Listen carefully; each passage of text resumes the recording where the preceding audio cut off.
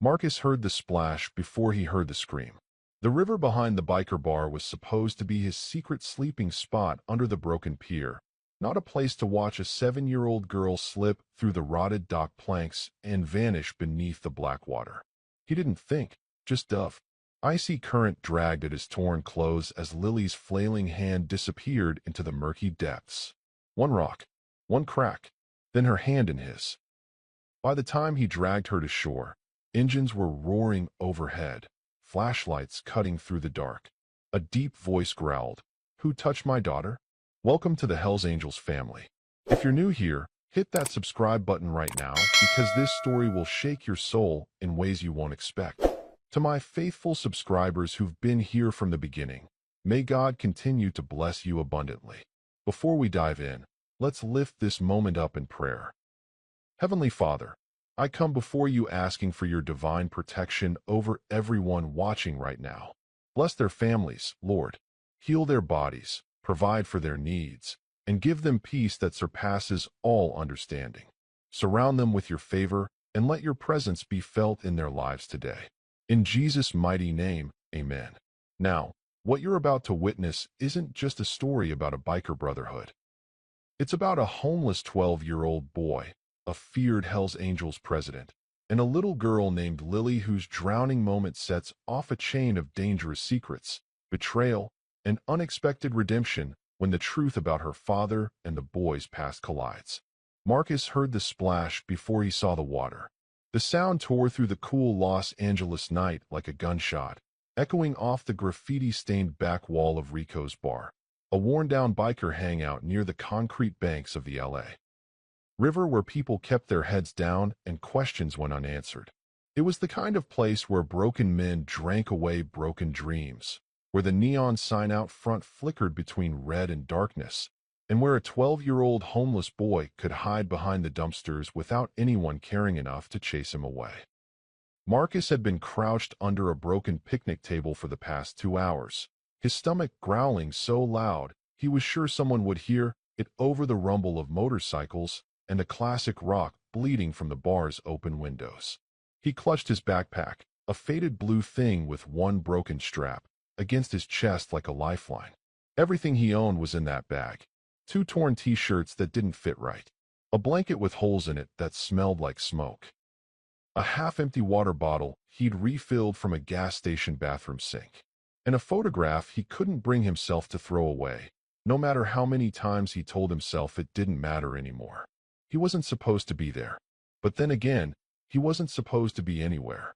The last foster home had kicked him out 3 weeks ago after he'd gotten into a fight with the older kid who kept stealing his food.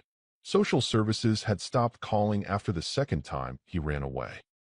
The shelters were full, or they asked too many questions, or they made him feel like he was drowning in a room full of air. So he moved. Every night. Different alleys. Different corners. Different hiding spots where the world couldn't find him. Tonight, it was Rico's bar. Tomorrow, who knew? The scream came next, high-pitched, desperate, slicing through the low hum of conversations and clinking beer bottles like a knife through skin. Marcus's head snapped up. His heart kicked hard against his ribs. That wasn't an adult scream. That was a kid. He crawled forward on his hands and knees, dirt and gravel scraping his palms, and peered over the edge of the wooden dock that jutted out over the river behind the bar. The LA River wasn't like the rivers in movies, clean and sparkling under the sun. This was a concrete ditch filled with runoff, trash, and secrets people wanted to forget. The water ran black under the dim streetlights, moving faster than it looked, pulling everything downstream toward the drainage tunnels that swallowed the city's waste. Marcus's breath caught in his throat. A small figure thrashed in the water below, tiny hands slapping desperately at the surface before disappearing under. Pink sneakers kicked uselessly against the current. A purple hoodie, already soaked through, dragged her down like an anchor. Her head bobbed up once, mouth open in a silent gasp, and then she went under again. 7 years old, maybe younger. She was drowning, and no one inside the bar could hear her over the music. For a heartbeat, Marcus didn't move. He couldn't, because for a split second, he didn't see the girl in the water. He saw someone else. Another face. Another night 3 years ago when he'd stood on the side of a hospital bed, watching his mother's hand slip from his, watching the machines go quiet while doctors spoke in hushed tones and social workers asked him questions he didn't know how to answer. He'd been too small then, too helpless, too late. But he wasn't too late now. Marcus didn't think. He jumped. The river slammed into his chest like a freight train, stealing his breath and filling his mouth with the taste of metal, garbage, and chemicals. The cold hit him like a fist, shocking his system, making his muscles seize. The current was stronger than it looked from above, pulling him sideways, dragging him toward the black mouth of the drainage tunnel downstream.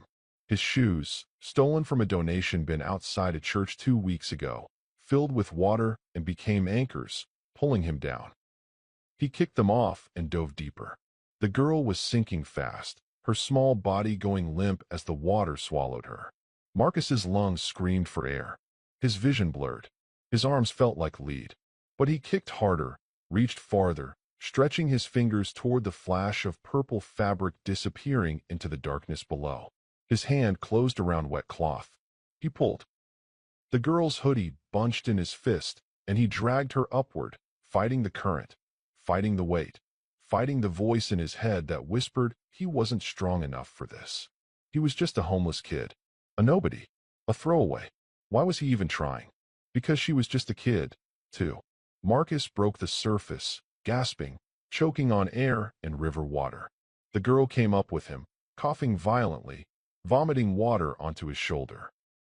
Her arms shot out and wrapped around his neck with a grip so tight it nearly choked him. She was crying now, huge, shaking sobs that made her whole body tremble.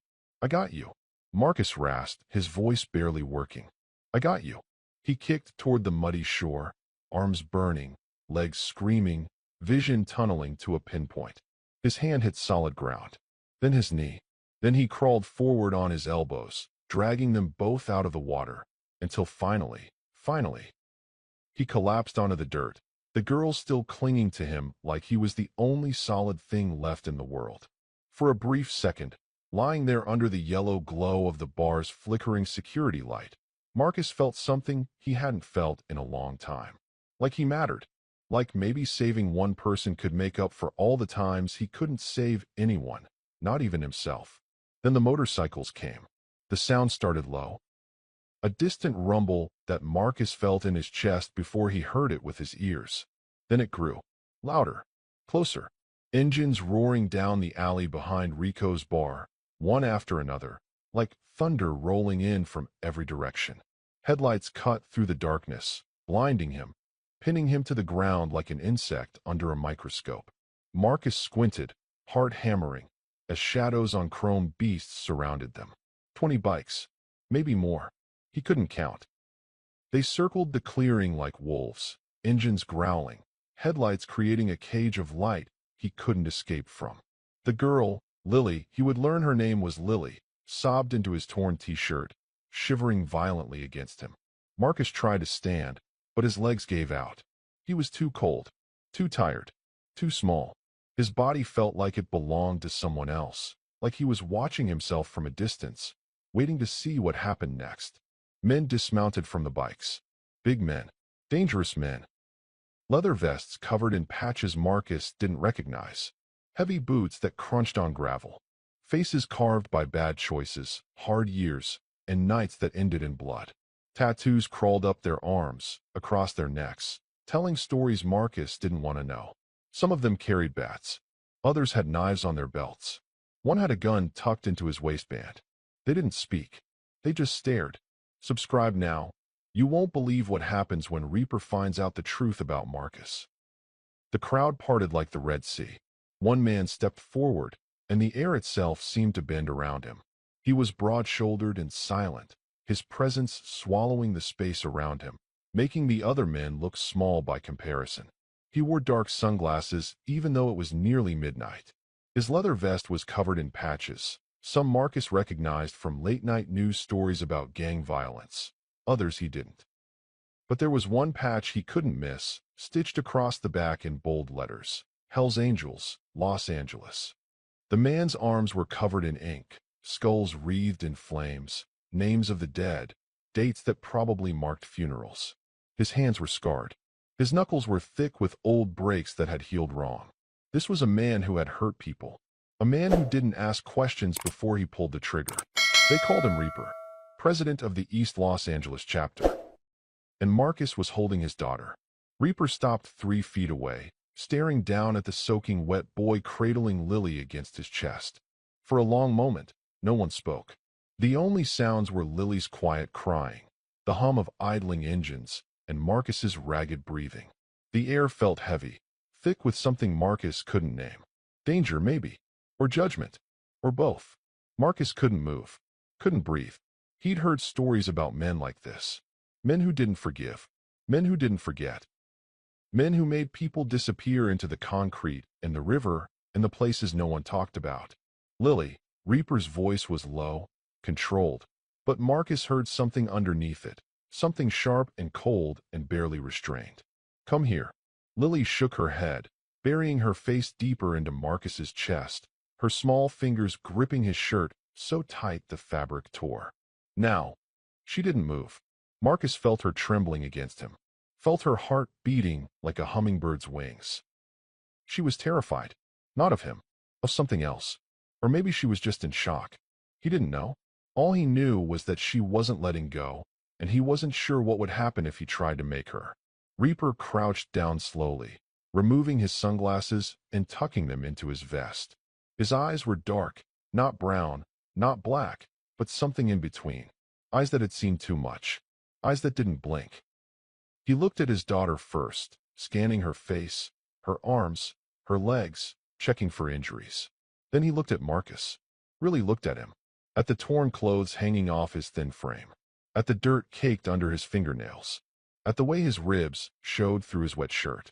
At the backpack lying in the mud a few feet away with everything Marcus owned spilling out of it. A photograph. A blanket. Nothing else worth keeping. You pulled her out? Reaper asked. Marcus nodded. His voice stuck somewhere in his throat. She fell through the dock? Another nod. Reaper's jaw tightened. A muscle jumped in his cheek. He turned his head slightly, addressing someone behind him without breaking eye contact with Marcus. His voice dropped to something colder than the river. Who was supposed to be watching her? Silence. Heavy and suffocating. Then a younger voice, shaky and desperate. She was playing inside, boss. I swear to God, I only looked away for a minute. She wanted juice, and I went to the bar, and when I came back she was gone, and quiet. The word cut like a blade. The voice stopped mid-sentence. The young man, barely 20, Marcus guessed, took a step back, his face pale in the headlights. Reaper stood up, towering over Marcus, and for a terrible second, the boy thought this was it. He saved the girl, and now he was going to die for it anyway because that's how the world worked. Good deeds didn't matter. Not in places like this. Not for kids like him. Then Reaper did something Marcus didn't expect. He held out his hand. Marcus stared at it, confused. The man's hand was huge, scarred across the knuckles, a tattoo of a skull on his wrist. Was this a test? A trick? Was he supposed to take it? Or would that be the mistake that got him killed? He glanced at the other bikers watching from the shadows, their faces unreadable. Some had their arms crossed. Others leaned against their bikes, waiting. Take it, Reaper said quietly. You're shaking. Marcus reached up slowly, hesitantly, and Reaper's hand closed around his. The grip was iron. Steady. Strong. Reaper pulled him to his feet in one smooth motion, and Marcus swayed, dizzy from cold and exhaustion. His legs buckled, and Reaper's other hand shot out, steadying him by the shoulder. What's your name? Reaper asked. Marcus. His voice came out hoarse, barely a whisper. Where are your parents, Marcus? The question hit harder than the river. Marcus looked away, his throat tightening, tears burning behind his eyes that he refused to let fall. Not here. Not in front of these men. Don't have any, he said. Reaper's expression didn't change, but something shifted in his eyes. Something almost human. He glanced at the backpack again, at the photograph lying face up in the mud, edges curling, image fading. Marcus followed his gaze and saw it. The faded picture of a man in a work uniform, smiling at the camera, one arm around a woman holding a baby. His parents, the only proof they'd ever existed. Reaper went very still. He stepped forward, bent down, and picked up the photograph with both hands, cradling it like something fragile, something sacred. His fingers traced the edges carefully, almost reverently, like it might fall apart if he held it too tight.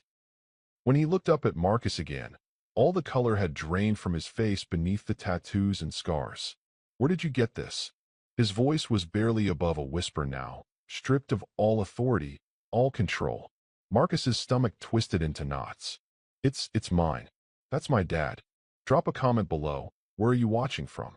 This story is about to change everything. The air changed. Shifted.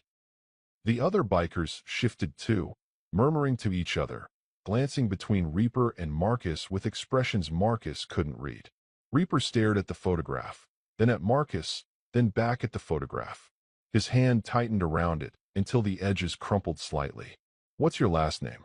Reaper's voice sounded strained now, like every word cost him something. "Chun. Marcus Chun." Reaper closed his eyes. His shoulders sagged. When he opened his eyes again, they were filled with something Marcus had never seen in another person's face before, something that looked like regret, like pain, like guilt so heavy it could crush bones. Lily finally pulled away from Marcus, stumbling toward her father on shaking legs. Reaper scooped her up with one arm, holding her tight against his chest, pressing his face into her wet hair. But he never took his eyes off Marcus, never blinked. The silence stretched on, thick and suffocating. Marcus felt like the ground was shifting beneath him, like the entire world had tilted sideways, and he was the only one who didn't understand why. What did this man know? Why did the photograph make him look like he'd seen a ghost? Finally, Reaper spoke. His voice was quiet now, heavy with years Marcus didn't understand, weighted with secrets he couldn't imagine. "I know your father." Marcus's heart stopped. The world went silent. Even the engines seemed to fade into nothing. "What?" Reaper handed the photograph back slowly, reluctantly, like it physically hurt him to let it go. His hands were shaking now, just barely, just enough for Marcus to notice. His face was locked down tight, unreadable, but his eyes betrayed him. "Get in the van," Reaper said, his voice hard again, distant, putting walls back up. "We need to talk." "About what?" Marcus's voice cracked. "What do you know about my dad?" "He's dead. He died when I was 9. What could you possibly—" "Get in the van." It wasn't a request. It was an order. The kind of order that ended arguments before they started. Marcus stood frozen, his mind racing. His father had been a construction worker. A nobody.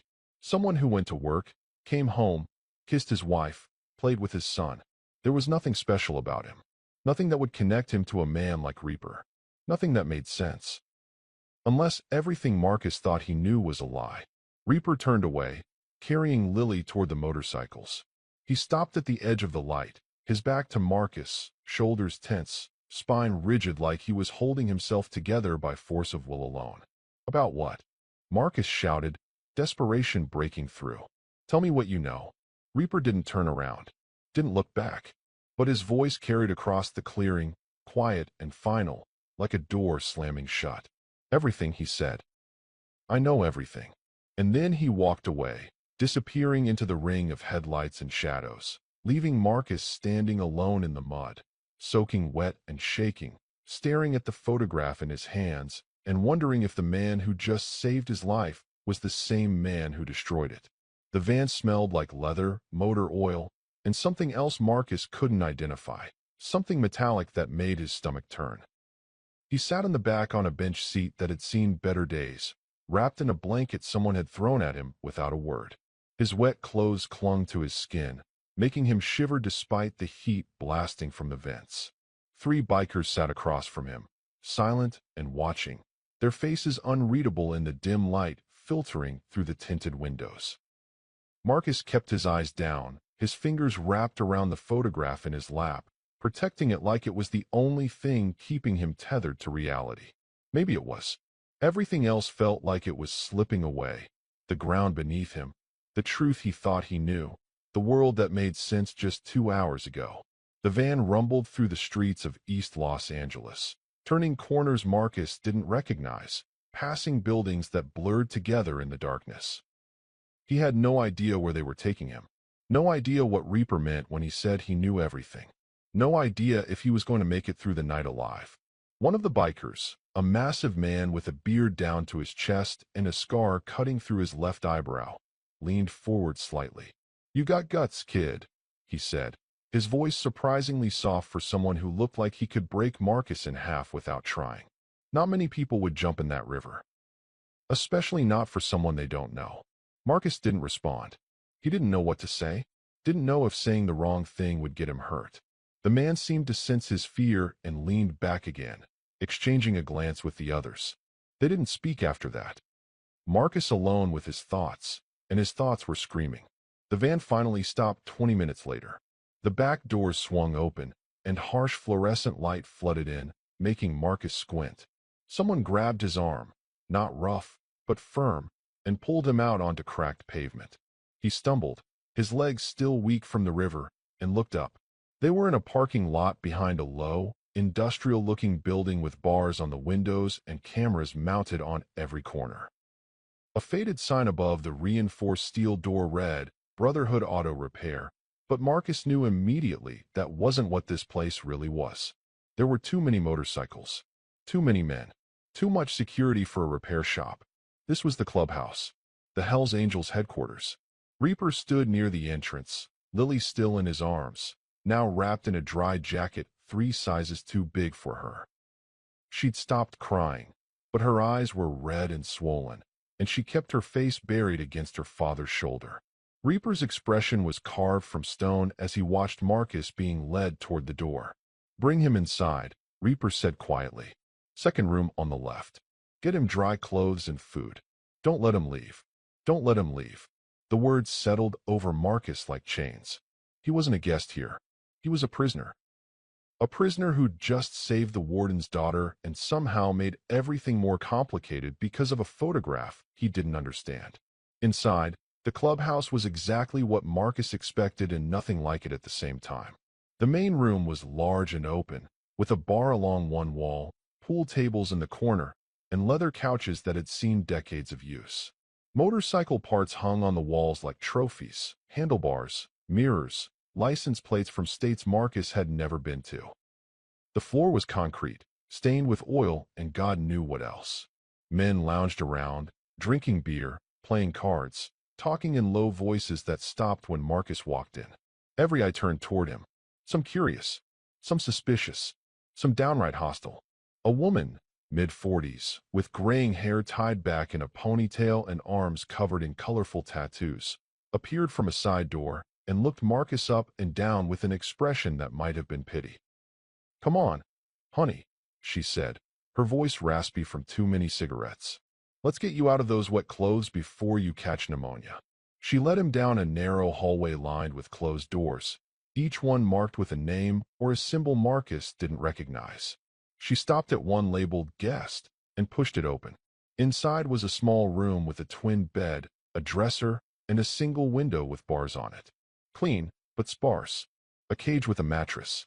The woman, she said her name was Rita, handed him a stack of clothes that looked like they belonged to someone much bigger than him. Sweatpants, a t-shirt, socks. "Bathroom's next door," she said, pointing. "Get changed. I'll bring you food in 10 minutes. Don't try anything stupid, kid. There are cameras everywhere, and the guys outside aren't as friendly as me." She left, closing the door behind her.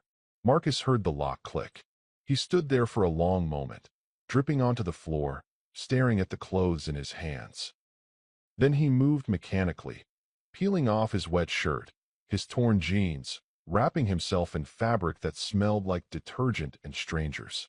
The sweatpants were so big he had to roll the waistband 3 times to keep them from falling down. The shirt hung off him like a dress. He sat on the edge of the bed, exhausted, confused, terrified. His body ached everywhere. His lungs still burned from the river. But worse than any physical pain was the question hammering inside his skull over and over. What did Reaper know about his father? Rita returned 10 minutes later with a tray, a sandwich, chips, a bottle of water, and an apple. Real food. more than Marcus had eaten in 3 days. His stomach growled so loud it echoed in the small room. "Eat," Rita said, setting the tray on the dresser. "You look like you're about to pass out." Marcus didn't argue. He tore into the sandwich like a starving animal, barely tasting it, just needing something, anything, to fill the hollow ache inside him. Rita watched him with an expression Marcus couldn't read. Not quite sympathy, not quite pity, something in between. "Reaper says you saved Lily," she said after a moment. Marcus nodded, his mouth too full to speak. "That's the only reason you're still breathing, kid. You know that, right?" He swallowed hard, the food suddenly tasting like ash. "What's he going to do to me?" Rita shrugged. "That's not for me to say. But I've known Reaper for 15 years, and I've never seen him look at someone the way he looked at you out there. Like he'd seen a ghost. Or maybe like he owed you something he couldn't pay back. Hit subscribe now. The next twist will leave you speechless." She paused at the door, her hand on the frame. "Whatever happens, kid, you did a good thing tonight. Don't forget that." Then she was gone, and Marcus was alone again with his thoughts and half a sandwich he couldn't finish. He must have dozed off because the next thing he knew, someone was shaking his shoulder. Marcus jerked awake, heart pounding, fists up defensively. But it was just one of the bikers from earlier, the one with the scar through his eyebrow. "Boss wants to see you," the man said. "Now." Marcus followed him down the hallway, past the main room where conversations died the moment he appeared, through a door at the back marked "Private," and into an office that looked more like a command center. Monitors lined one wall showing security camera feeds from around the building. A massive desk dominated the center, covered in papers, maps, and what looked like ledgers. And sitting behind it, Lily asleep in a chair beside him, was Reaper. He looked different now. Tired. Older. The sunglasses were gone, and without them, Marcus could see the lines around his eyes, the gray starting to thread through his hair. This wasn't just the president of a motorcycle club. This was a father who'd almost lost his daughter. A man carrying weight Marcus couldn't begin to understand. "Sit," Reaper said, gesturing to a chair across from him. Marcus sat, his hands gripping his knees to keep them from shaking. For a long moment, Reaper just stared at him, studying his face like he was searching for something. Then he leaned back in his chair and exhaled slowly. "You saved my daughter's life tonight," Reaper said. "That means I owe you. In my world, that's a debt that doesn't go away. You understand?" Marcus shook his head. "I don't want anything. She was drowning. I couldn't just." "I know." Reaper's voice was quiet now, almost gentle. "And that's exactly why I owe you. You didn't do it because you wanted something. You did it because it was the right thing to do. That's rare, especially in this city." He opened a drawer and pulled out a folder, worn, yellowed with age, held together with rubber bands. He set it on the desk between them, but didn't open it yet. "Your father," Reaper said slowly, carefully, like each word was a landmine. "Daniel Chun. Worked construction for Morrison and Sons. Died in a work accident 8 years ago when a scaffolding collapsed." "That's what you were told, right?" Marcus's throat tightened. "How do you know that?" "Because I was there." The room spun. Marcus gripped the arms of the chair to keep from falling. "What?" Reaper's jaw worked like he was chewing on words too bitter to swallow. "Your father wasn't just a construction worker, Marcus. He was a witness. He saw something he wasn't supposed to see. Something that could have put a lot of dangerous people behind bars. The Iron Vipers, a rival MC, found out. They came after him. I tried to protect him. We had a deal. He'd testify. We'd keep him safe until the trial. But someone leaked the location of the safe house." Reaper's hand curled into a fist on the desk. "The scaffolding didn't collapse by accident, Marcus. It was sabotage, and I couldn't stop it. Like this video, if you're still with us, you need to see what Marcus does next." Marcus couldn't breathe, couldn't think. His father hadn't died in an accident. He'd been murdered, and the man sitting across from him, the man whose daughter he'd just saved, had been there, had known, had failed to save him. "Why are you telling me this?" Marcus whispered, his voice breaking. "Because you deserve the truth," Reaper said. "And because the men who killed your father are still out there. And now that you're here, now that they know you exist, they're going to come looking for you." He slid the folder across the desk. Your father left something behind. Evidence. Hidden. He never told us where, and we never found it. But if the Vipers think you know where it is. The door to the office burst open. A younger biker stumbled in, out of breath, eyes wide with panic. Boss, we got a problem. Someone just torched one of our storage units on 7th, and they left a message spray-painted on the wall. Reaper stood up slowly, his entire body going rigid. What message? The young man swallowed hard. It says, we know you have the Chin kid. Hand him over, or Lily's next. The room went dead silent. Marcus felt the floor drop out from under him. Reaper's face went pale, then flushed with rage, so intense Marcus could feel the heat radiating off him. Lily stirred in her chair, mumbling in her sleep, and Reaper's eyes shifted to her, then back to Marcus. Get every man we have, Reaper said, his voice cold as death. Lock down the clubhouse. No one gets in or out. And find me everything we have on the Viper's current locations. The young biker ran out. Reaper turned back to Marcus. And for the first time since they'd met, Marcus saw something in his eyes that terrified him more than anything else. Fear. They know you're here, Reaper said quietly.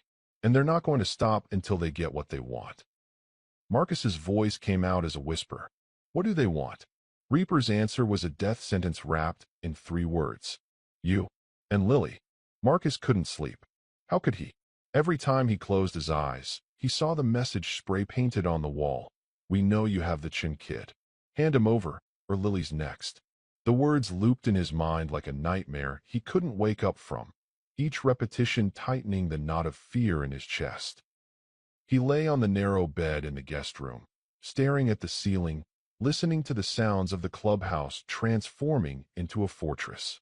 Heavy footsteps in the hallway. Voices barking orders. The metallic click of guns being loaded. Engines roaring as bikers took up positions around the perimeter. Somewhere outside, men were preparing for war, and Marcus was the reason why. A 7-year-old girl was in danger because of him. The thought made him sick. He sat up, his body still aching from the river, and looked at the locked door. Rita had brought him dinner 2 hours ago. Meatloaf, mashed potatoes, green beans, but he barely touched it. His stomach was too twisted with guilt and confusion to accept food. She'd also brought his backpack, now dry, sitting in the corner like a silent witness to everything he'd lost. Marcus pulled it over and dug through it until he found the photograph. His father's face stared back at him, frozen in a moment of happiness that felt like it belonged to a different lifetime. A different world.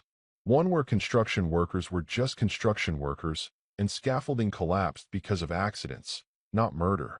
Your father was a witness. He saw something he wasn't supposed to see. Reaper's words echoed in Marcus's head. What had his father seen? What kind of evidence had he hidden? And why hadn't he told anyone? Not the police, not his family, not even Marcus's mother before she died. Marcus's hands tightened around the photograph. He needed answers, and he knew exactly where to find them. The hallway outside was empty when Marcus cracked open the door at 2:47 a.m. Most of the bikers were either outside on patrol or in the main room strategizing. He could hear their voices, muffled, intense, drifting down the corridor. He slipped out of his room, barefoot and silent, moving like a ghost through the dimly lit hallway. He remembered where Reaper's office was. Second door on the right, past the bathroom, before the exit to the garage. The door was closed but not locked. A mistake. Or maybe Reaper had never expected a 12-year-old kid to be stupid enough to break into the president's private office in the middle of a lockdown. Marcus pushed the door open just wide enough to slip inside, then closed it behind him with a soft click. His heart hammered so loud he was sure someone would hear it through the walls. The office was dark except for the glow of the security monitors on the far wall, casting everything in shades of blue and gray. Marcus moved carefully around the desk, his eyes adjusting to the darkness, searching. Reaper had pulled a folder from somewhere. A drawer, maybe. Or, there. A filing cabinet in the corner, half hidden behind a coat rack. Marcus crouched in front of it and tried the top drawer. Locked. The second drawer. Locked. The third drawer pulled open with a metallic groan that made Marcus freeze, his breath caught in his throat. He waited, 10 seconds, 20, but no one came bursting through the door. He exhaled and looked inside. The drawer was packed with manila folders, each one labeled with names Marcus didn't recognize. He pulled them out one by one, squinting at the tabs in the dim light. Anderson, Briggs, Cortez. Nothing that meant anything to him. He was about to give up when his fingers brushed against something at the very back. A folder wedged behind the others, its tab facing backward like someone had deliberately tried to hide it. Marcus pulled it out and turned it over. The name written on the tab in faded ink made his blood run cold. Chun, Daniel. His hands shook as he opened it. Inside were documents Marcus didn't fully understand. Police reports, witness statements, court filings stamped sealed in red ink. But there were also photographs. Crime scene photos that made Marcus's stomach lurch. A construction site. Yellow tape. Broken scaffolding. And beneath it, covered with a tarp, the outline of a body. His father's body. Marcus forced himself to keep looking. Beneath the photos were handwritten notes in Reaper's blocky handwriting. D. Chen witnessed Viper's smuggling operation, Port of Long Beach, August 2017. Agreed to testify in exchange for witness protection. FBI involvement confirmed. Safe house compromised September 14, 17. Chen killed before trial. Evidence never recovered. Suspect, mole within LAPD or federal task force. Marcus's vision blurred. He blinked hard, trying to focus, trying to make sense of what he was reading. His father had been helping the FBI. He'd seen a smuggling operation, drugs, maybe, or guns. And he'd agreed to testify against the Iron Vipers. But someone had betrayed him. Someone had given up his location. And the Vipers had killed him before he could ever make it to court. Evidence never recovered. That's what the Vipers wanted. Not Marcus. Not really. They wanted whatever his father had hidden, proof of their crimes, something damaging enough that they were willing to threaten a child to get it back. But Marcus had no idea where it was. No idea what it even looked like. His father had never told him anything. Never left a clue. Or had he? Marcus flipped through more pages, his hands moving faster now, desperate. There, near the back of the folder, a photocopy of something that looked like a letter. The handwriting was different. Messier. More personal. It was addressed to someone named Brother T. If you're reading this, it means something went wrong. The evidence is safe. Only two people know where. Me and her. If I don't make it, she'll know what to do. Trust her. Protect her. Protect my son. He's all that matters now. It was signed with just an initial, D. Subscribe now if you want to know who she is. The answer changes everything. Marcus read it 3 times, his mind racing. Her. Who was her? His mother had died years ago, long after his father. So who else had his father trusted? Who else had known about the evidence? A sound outside the door made Marcus's heart stop. Footsteps. Heavy boots on concrete. Getting closer. He shoved the papers back into the folder, his hands clumsy with panic, and crammed it into the filing cabinet.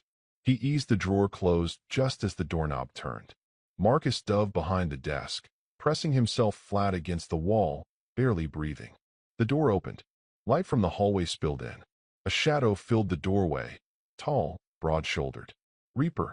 I know you're in here, Reaper said quietly. He didn't sound angry. He sounded tired. Come out. Marcus stayed frozen.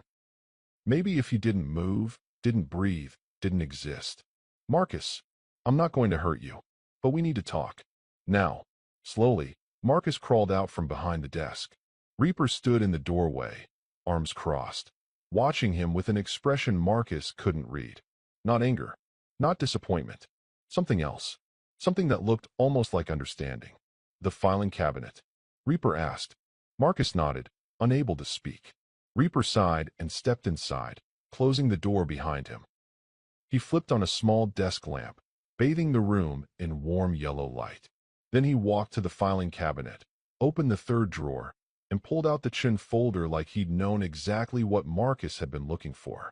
You read it, Reaper said. It wasn't a question. I needed to know, Marcus whispered. I needed to know what happened to him. And now you do. Reaper set the folder on the desk between them and sat down heavily in his chair. He looked older in the lamplight, the lines on his face deeper, the weight on his shoulders visible. Your father was a good man, Marcus. Better than most. He saw something terrible, and instead of looking the other way like most people would, he chose to do the right thing. It got him killed. Who's her? Marcus asked suddenly. The letter mentioned someone. A woman who knew where the evidence was. Who was she?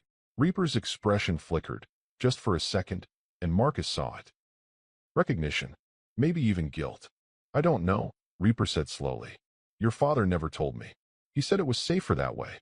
If I didn't know, I couldn't tell anyone, even if they tortured it out of me.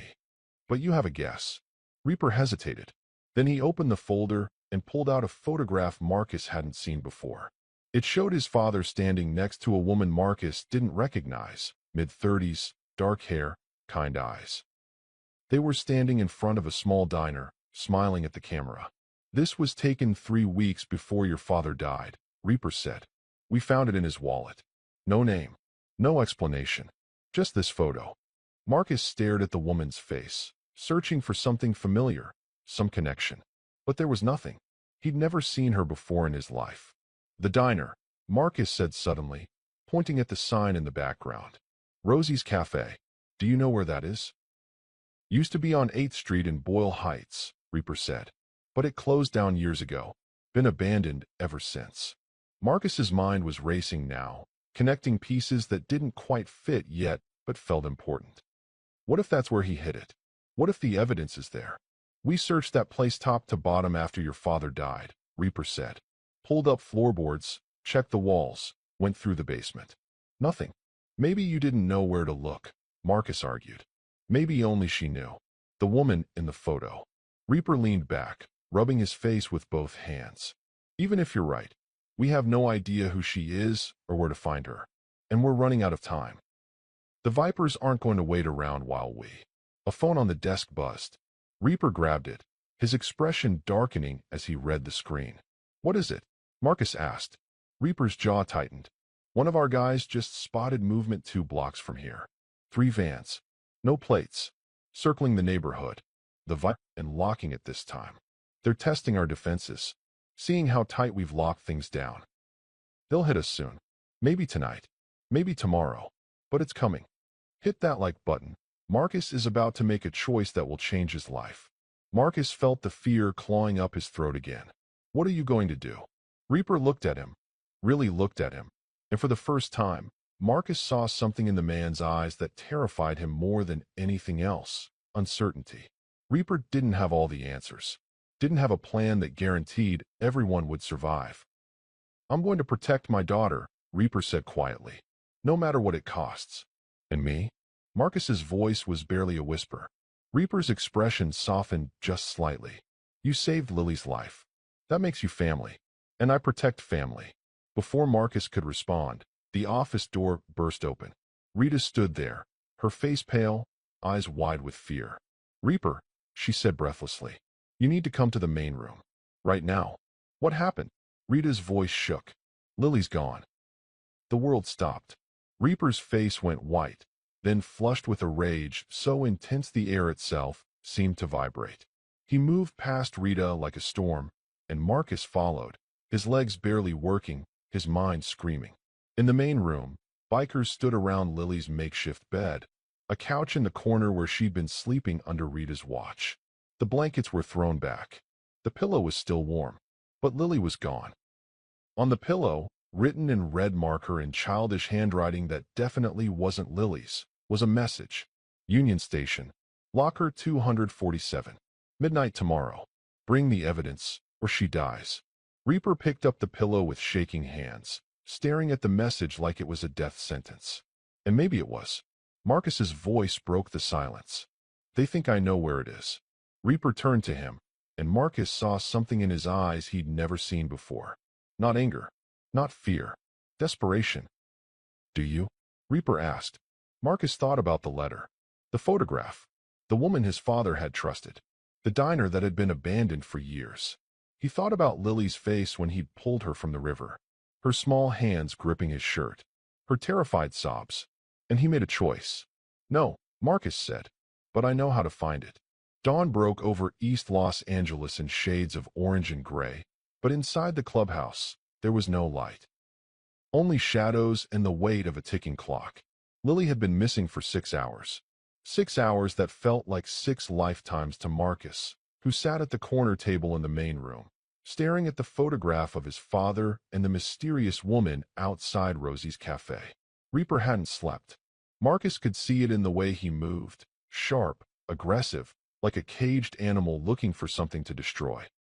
He barked orders into his phone, coordinating search parties, calling in favors from other chapters, demanding information from contacts on the street. But every call ended the same way. Nothing. No one had seen Lily. No one knew where the Iron Vipers were holding her. It was like she'd vanished into thin air. Rita sat beside Marcus, her hand resting on his shoulder, a small gesture of comfort that somehow made everything worse. Because Marcus knew the truth, this was his fault. If he'd never jumped into that river, if he'd never saved Lily, she wouldn't be in danger now. The Vipers wouldn't have known he existed. And a 7-year-old girl wouldn't be counting down the hours until midnight, terrified and alone. "Stop it," Rita said quietly, like she could read his thoughts. "Stop what? Blaming yourself. I can see it all over your face, kid. This isn't on you. They took her because of me," Marcus said, his voice hollow. "Because they think I know where my father hid the evidence." "They took her because they're monsters," Rita corrected. "Don't give them more power than they already have." Marcus didn't respond. He just stared at the photograph, trying to will it to give him answers. Who was this woman? Where was she now? And why had his father trusted her with something so dangerous? Reaper slammed his phone down on the bar, the sound echoing through the room like a gunshot. Every head turned toward him. "We've got 6 confirmed Viper locations in the city," Reaper said, his voice cold and controlled, but barely. "Warehouses, safe houses, chop shops. We hit them all simultaneously, grab anyone we can, and make them talk. Someone knows where Lily is." One of the older bikers, a gray-haired man named Trax with tattoos covering every inch of visible skin, shook his head. "That's a war, Reaper.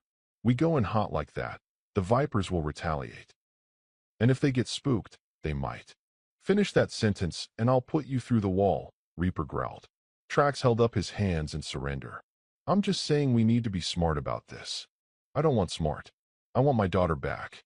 Marcus stood up suddenly, the chair scraping against the concrete floor. "The diner," he said. "We need to go to Rosie's cafe. That's where my father hid the evidence." "I know it." Reaper turned to him, eyes narrowed. "You said you didn't know where it was." "I said I didn't know where it was. But I know how to find it." Marcus held up the photograph. "This woman, whoever she is, she knew. My father's letter said so. And they were standing outside that diner for a reason. It wasn't random. He was showing her, trusting her." "The diner's been closed for years," Reaper said. "We searched it." "You searched it looking for a hiding place," Marcus argued. "But what if it wasn't hidden in the diner? What if it was hidden as the diner? Property records, ownership papers, safety deposit boxes registered to the business. There are a dozen ways to hide something in plain sight if you know what you're doing." Reaper stared at him for a long moment. Then he turned to one of the younger bikers near the computer setup in the corner. "Pull every public record you can find on Rosie's cafe. Ownership history, tax documents, permits, everything." The young man's fingers flew across the keyboard. 30 seconds later, he looked up, his face pale. "Boss, you need to see this." Everyone crowded around the screen. Marcus pushed his way to the front, his heart pounding. The property records showed that Rosie's cafe had been owned by a woman named Rosa Delgado from 1998 until 2015, when it had been sold to a shell company called Chun Holdings, LLC. The sale had gone through 2 months before Marcus's father died. "Chun Holdings," Marcus whispered. "He bought the diner. Or used it as a front to hide something," Reaper said, his voice sharp with realization. "If the evidence is tied to the property itself, safety deposit box, storage unit registered under the business name, then we'd need the ownership papers to access it." "Where would those papers be?" Marcus asked. The biker at the computer clicked through more screens. "Last known address for Rosa Delgado is 4782 Maple Avenue, apartment 3B, Boyle Heights." Reaper was already moving toward the door. "Trax, take 6 guys and hit the warehouse on 7th. Make noise." Make the Vipers think we're coming for them. Everyone else, with me. We're going to find Rosa Delgado. Subscribe now. What happens next will blow your mind. The apartment building on Maple Avenue was a 4-story walk-up that had seen better decades. Graffiti covered the walls, windows were boarded up, and the stairwell smelled like urine and mold. Marcus climbed behind Reaper and 4 other bikers, his legs burning, his breath coming in short gasps. They reached the 3rd floor and stopped outside apartment 3B. Reaper knocked, 3 sharp raps that echoed down the hallway. No answer. He knocked again, harder this time. Still nothing. Break it down, Reaper ordered. One of the bikers, a massive man named Ox, stepped forward and kicked the door just below the handle. The wood splintered, and the door swung open, revealing a small, cluttered apartment. Newspapers stacked to the ceiling, boxes overflowing with old clothes, the air thick with dust and neglect. But no Rosa Delgado. They searched quickly, bedroom, bathroom, kitchen. Marcus opened a closet and found more boxes, these ones labeled with dates going back decades. He pulled one down and sifted through the contents. Receipts, photos, menus from the diner. And then he found it. At the bottom of the box, wrapped in a plastic bag, was a small metal key attached to a tag that read, Union Station Storage, Locker 247. Marcus's blood ran cold.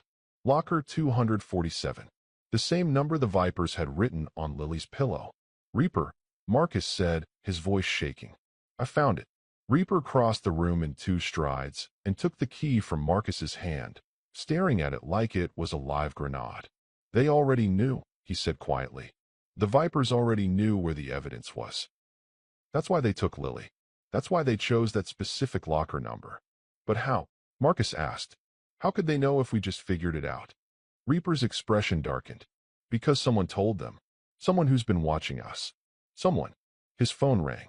He answered it without looking at the screen. What? The voice on the other end was loud enough for Marcus to hear. Panicked, breathless. Boss, we got a problem. The warehouse on 7th was empty. It was a setup. The Vipers knew we were coming. And now there. Gunfire erupted in the background. Screaming. Engines roaring. Tracks. Reaper shouted into the phone. Tracks, report. The line went dead. Reaper's face went white. He turned to the others. We're compromised. The Vipers knew we'd split up. They let us find this key. This whole thing is a... The window controlled bursts. Precise. Deadly. But they were outnumbered. Marcus could hear engines outside. More vehicles arriving, surrounding the building. The Vipers had been waiting. They'd known exactly where to find them. Like this video right now, you need to see if Marcus and Reaper survive. We need to move. Reaper shouted. Back door now. They ran, Marcus stumbling over debris, Reaper half carrying him, the other bikers laying down covering fire. They crashed through the apartment's back door into a narrow service hallway that led to a fire escape. Reaper kicked open the emergency exit, and they poured out onto the rusted metal stairs. Below them, 3 black vans screeched to a halt in the alley. Doors flew open. Men with masks and guns emerged, looking up at the fire escape. Go, go, go. Reaper pushed Marcus ahead of him, and they climbed, up instead of down, toward the roof. Bullets pinged off the metal stairs behind them. One of the bikers cried out and fell, clutching his leg. Another stopped to drag him upward. They reached the roof, and Reaper slammed the access door shut behind them, shoving a piece of rebar through the handle to bar it. It wouldn't hold long. Seconds, maybe. Marcus looked around desperately. They were 4 stories up. No way down except the fire escape they'd just come from. And below, the Vipers were already climbing. We're trapped, Marcus said, panic rising in his chest. Reaper pulled out his phone, dialing frantically. Not yet. Rita, I need an extraction at Maple Avenue. Roof access, now. We've got maybe 2 minutes before.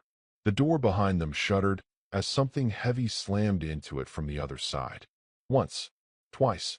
Everything. You understand. What about you? Marcus's voice cracked. What about Lily? I'll get Lily, Reaper said. But you need to survive. That evidence is the only thing that can keep you safe. It's the only thing that can put these bastards away for good. The door exploded open. Men poured onto the roof. 5, 6, 7 of them, all armed, all moving with military precision. And leading them, a man Marcus had never seen before but recognized instantly from the hatred in Reaper's eyes. He was tall, lean, with a shaved head and a scar running from his temple to his jaw. He wore a leather vest covered in iron viper patches, and he smiled like a predator. Been a long time. Cutter, Reaper growled. Where's my daughter? Cutter's smile widened. Safe. For now. Depends on whether you're smart enough to give me what I want. The evidence. See? You're smarter than you look. Cutter's eyes shifted to Marcus. And this must be the Chin kid. You know, you look just like your old man. Same eyes. Same stupid sense of honor that got him killed. Marcus felt Reaper's hand tighten on his shoulder, a warning to stay quiet. Let Lily go, Reaper said. Take me instead. Take the kid if you want. Just let my daughter go. Why would I do that when I can have all three? Cutter gestured, and two of his men stepped forward. The evidence is in locker 247. You're going to open it. You're going to hand it over. And then maybe, it's radiating off him like heat from a fire. Midnight, Cutter said. Union Station. Don't be late. And Reaper? Come alone. Bring backup, and she dies screaming. He turned to leave, his men following, leaving Reaper and Marcus and the wounded bikers alone on the roof. The moment they were gone, Reaper's legs gave out. He sank to his knees, his face buried in his hands, shoulders shaking. Marcus had never seen a man like Reaper break before. It was more terrifying than the gunfight had been. We have to give them the evidence, Marcus said quietly. They'll kill her anyway, Reaper said, his voice muffled. They'll kill all of us. That's what they do. Then what do we do? Reaper looked up, and Marcus saw something in his eyes that made his blood run cold. Not desperation anymore. Not fear. Pure, calculated vengeance. We give them exactly what they want, Reaper said slowly. And then we burn their entire world to the ground. The hours between dawn and midnight felt like dying in slow motion. Marcus sat in the back of Reaper's van as it cut through Los Angeles traffic, the key to locker 247 burning a hole in his pocket. Around him, 8 bikers checked weapons, loaded magazines, and spoke in low, clipped voices about angles of attack and extraction points. They were preparing for war. But Marcus was preparing for something else entirely. He was preparing to trade his life for Lily's. He'd made the decision 3 hours ago, sitting in the clubhouse bathroom with the door locked, staring at his reflection in the cracked mirror. The Vipers wanted the evidence. They wanted revenge for what his father had witnessed 8 years ago. And they wanted Marcus dead so that no one would ever come looking for answers. He could give them all 3, or at least make them think he could. You're quiet, Reaper said from the driver's seat, his eyes finding Marcus in the rearview mirror. Too quiet. Just thinking, Marcus said. About what? About Lily. About whether she's scared right now. Reaper's jaw tightened. She's terrified, but she's strong. Stronger than people think. She'll hold on until we get there. And then what? Marcus asked. We hand over the evidence and hope they keep their word? No, Reaper said flatly. We hand over the evidence, and the second Lily's clear, we put bullets in every one of those bastards. Cutter, his lieutenants, anyone wearing Viper colors. We end this tonight. The bikers murmured agreement, but Marcus felt sick. More death, more violence, an endless cycle of revenge that would keep spinning long after tonight, pulling more people into its orbit, destroying more families. There had to be another way. Union Station loomed ahead like a cathedral of steel and glass, its Art Deco architecture illuminated by spotlights that made it look almost beautiful. At 11:47 p.m., the terminal was mostly empty, just a few stragglers waiting for late trains, homeless people sleeping on benches, and security guards doing their rounds. None of them noticed the convoy of motorcycles pulling into the parking structure across the street. Reaper killed the engine and turned to face his crew. Rita, you're on overwatch with the rifle. Position yourself on the second-floor walkway with a clear line of sight to the lockers. Ox, you and Kane take the east entrance. If anyone tries to flank us, you put them down. The rest of you, spread out but stay close. The second I signal, you move in. He turned to Marcus. You stay behind me. You don't do anything stupid. You don't try to be a hero. You open the locker, you hand me whatever's inside, and you get out of the line of fire. Understood. Marcus nodded, but his mind was already 3 steps ahead, calculating distances, exits, possibilities. They entered the station through the main doors, and Marcus's heart hammered against his ribs. The vast main hall stretched out before them, its vaulted ceilings and polished floors echoing every footstep. To the right, rows of old-fashioned storage lockers lined the wall, dozens of them, painted industrial gray, each one numbered. Locker 247 was in the middle of the third row, and standing in front of it, arms crossed, was Cutter. He wasn't alone. 6 iron vipers flanked him. 3 on each side, all armed, all watching with predatory focus. But Marcus's eyes went immediately to the small figure sitting on the floor behind them, hands zip-tied in front of her, a piece of duct tape over her mouth. Lily. Her eyes went wide when she saw them, and she tried to stand, but one of the vipers pushed her back down, not rough, but firm enough to make the point. Marcus felt Reaper stiffen beside him, his entire body going rigid with barely controlled rage. Right on time, Cutter called out, his voice echoing through the empty station. I appreciate punctuality. Shows respect. Where's the rest of your crew? Reaper asked, scanning the station. I know you didn't come with just 6 guys. You're right. I didn't. Cutter smiled. They're in position. Snipers on the upper levels, blocking the exits, waiting in vehicles outside. If you try anything at all, this place becomes a massacre. And your daughter's the first to go. Reaper's hand twitched toward the gun tucked into his belt, but he stopped himself. Let her go. I'll give you the evidence. Just let her go. Open the locker first. Marcus stepped forward, pulling the key from his pocket. His hands were shaking so badly, he almost dropped it. He walked slowly toward locker 247, acutely aware of every gun pointed in his direction, every breath, every heartbeat. The key slid into the lock. It turned with a metallic click. The door swung open. Inside was a single item, a small external hard drive in a plastic evidence bag, along with a handwritten note. Marcus pulled them both out, his heart sinking. This was it. 8 years of hiding. 8 years of running. 8 years of people dying. All for this tiny piece of technology. He read the note quickly. To whoever finds this. The footage on this drive shows Iron Viper leadership coordinating a weapons smuggling operation with corrupt LAPD officers. Names, faces, dates, locations.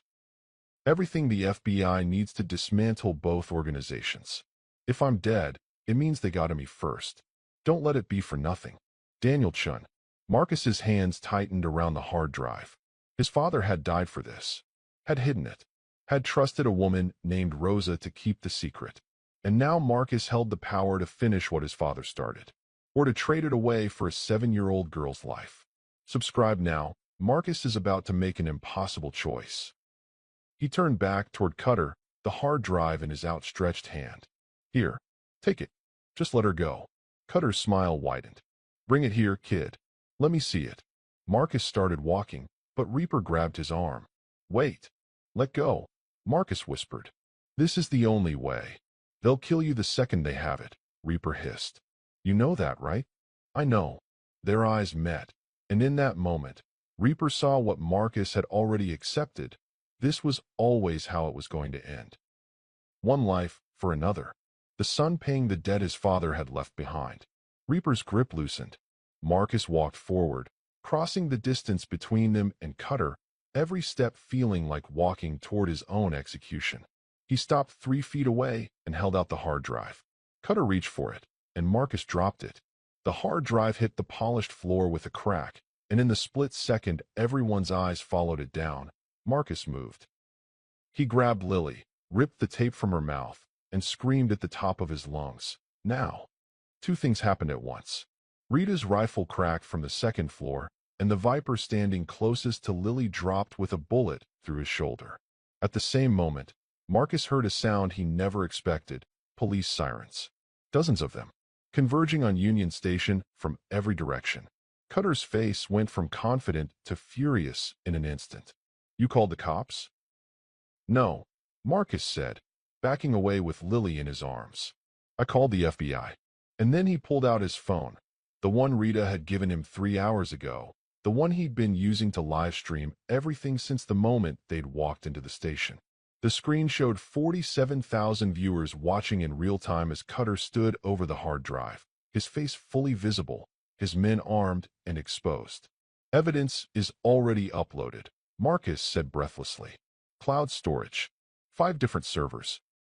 Even if you kill me, it's over. Your operation. Your corrupt cops. All of it. Cutter's face twisted with rage. He lunged forward, pulling a gun from his belt, but he never got the shot off. Reaper hit him like a freight train, tackling him to the ground. Fists flew. Bodies collided. The other Vipers moved to help their boss, but the Hell's Angels were already there, pouring in from every entrance, outnumbering them 2-1. Marcus ran. He didn't look back. He just held Lily tight against his chest and ran toward the main exit where federal vehicles were screeching to a halt, agents pouring out with weapons drawn and badges raised. Hit like if you're still here. You won't believe how this ends. An FBI agent, a woman in her 40s with sharp eyes and a no-nonsense expression, intercepted him. Marcus Chun. He nodded, unable to speak. You're safe now. Both of you. She gently took Lily from his arms and handed her to a paramedic. Then she looked back at Marcus with something that might have been respect. Your father would be proud. Marcus's legs gave out. He sank to the ground, shaking, tears streaming down his face as the chaos unfolded behind him. Gunfire, shouting, arrests. The Vipers being dragged out in handcuffs. Cutter screaming threats that no one was listening to anymore. And Reaper, walking out with blood on his knuckles and Lily in his arms, looking like a man who'd just gotten his entire world back. 3 weeks later, Marcus sat on the porch of a small house in Pasadena, watching the sunset paint the sky in shades of orange and pink. It wasn't his house, not technically. It belonged to Reaper, who'd insisted Marcus stay with them until social services figured out what to do with a 12-year-old kid who'd just helped the FBI dismantle one of the largest criminal organizations in Southern California. Lily sat beside him, coloring in a book, her legs swinging off the edge of the porch. She'd barely left his side since that night. Nightmares still woke her up screaming sometimes, but she was getting better. They both were. The front door opened, and Reaper stepped out, holding an envelope. He sat down on Marcus's other side, his expression unreadable. This came today, he said, handing it over. From the FBI. Marcus opened it with shaking hands. Inside was a letter thanking him for his cooperation, informing him that 17 people had been arrested based on the evidence from his father's hard drive, and offering him placement in witness protection if he wanted it. At the bottom was a handwritten note. We also located Rosa Delgado. She's alive and wants to meet you. Call the number below when you're ready. Marcus stared at the number, his heart pounding. The woman from the photograph. The woman his father had trusted. She was alive. You going to call? Reaper asked. Yeah, Marcus said quietly. I think I am. Reaper nodded. Then he did something Marcus never expected. He put his arm around Marcus's shoulders and pulled him close. Not rough, but gentle. Protective. You've got a home here as long as you want it, Reaper said. You saved my daughter. That makes you family. And family doesn't get left behind. Lily looked up from her coloring book and smiled. The first real smile Marcus had seen from her since that night. You're staying, right, Marcus? Marcus looked at her, then at Reaper, then at the sunset painting the sky in impossible colors. For the first time in years, he felt something he thought he'd lost forever. Hope. Yeah, he said, his voice thick with emotion. I'm staying. The doorbell rang, interrupting the moment. Reaper stood up, frowning. Wasn't expecting anyone. He walked to the door and opened it. Standing on the porch was a woman Marcus had never seen in person, but he recognized her immediately from the photograph. Rosa Delgado. Mid-40s now, gray threading through her dark hair, but the same kind eyes. She was holding a photograph of her own, the same one Marcus had. Her and his father, smiling outside the diner. Hello, Marcus, she said, her voice gentle. Your father sent me. And before you ask, yes, he's still alive. The world stopped. Marcus's heart stopped. Everything stopped. What? He whispered. Rosa smiled through tears. He's been in witness protection for 8 years. Couldn't contact you. Couldn't risk it. But now that the Vipers are gone, now that it's finally safe. She held out her hand. He's waiting for you. If you want to see him. Marcus couldn't breathe. Couldn't think. His father was alive. Alive. He looked at Reaper, who nodded once. Permission and blessing wrapped in one gesture. Then Marcus took Rosa's hand, and together, they walked toward a future he never thought possible. A future where broken families could be made whole again. Where homeless boys could find homes. Where hope wasn't just a word. It was a promise.